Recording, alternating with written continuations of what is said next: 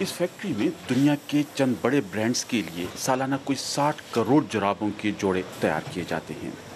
ये पाकिस्तान में मुनाफा बख्श कारोबार की सिर्फ एक झलक है, लेकिन मुल्क की इक्तिसादी सूरत हाल मुश्किलात का शिकार है।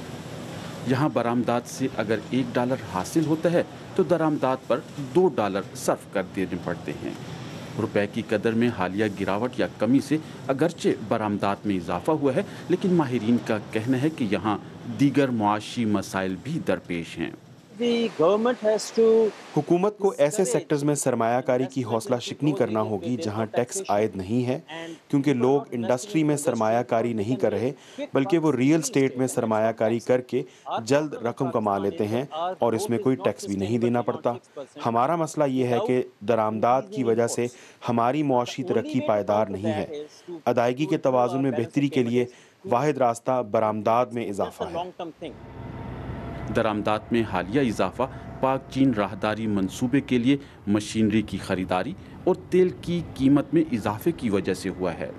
यही वजह है कि गैर मुल्की करेंसी के ज़खायर में तेज़ी से कमी वाक़ हो रही है। चीन ने इजाफी कर्जा दिया है और सऊदी बैंक ने भी कर्जा देने का वादा किया है, लेकिन माहिरीन के मुताबिक IMF से मदद लेना तवील मुद्दती बेहतर हल हो सकता है। IMF आप का रोल जो है ना, एक बनिए का रोल है, एक साहूकारी जिसको हम कहते रहे हैं। हमें ये सबसे बड़ा फैसला करना है कि क्या हम पाकिस्तान की एक खुद मुख्तार रियासत बनना चाहते हैं कि नहीं बनना चाहते। अगर हम फिर एक डेट ट्रैप में वापस जाएंगे तो हमारे साथ वही होगा जो पिछले 30 सालों में होता रहा है। पहली चीज़ तो ये समझे कि हमें अगर 18 बिलियन पूरे साल के लिए चाहिए तो हमें इस वक्त 18 बिलियन की तरफ नहीं गौर करना चाहिए। हमें देखना चाहिए अगले 4-5 महीने में हम एक इमरजेंसी फंड क्रिएट कर सकते हैं जो कि हमें थोड़ा सा सांस ले सके।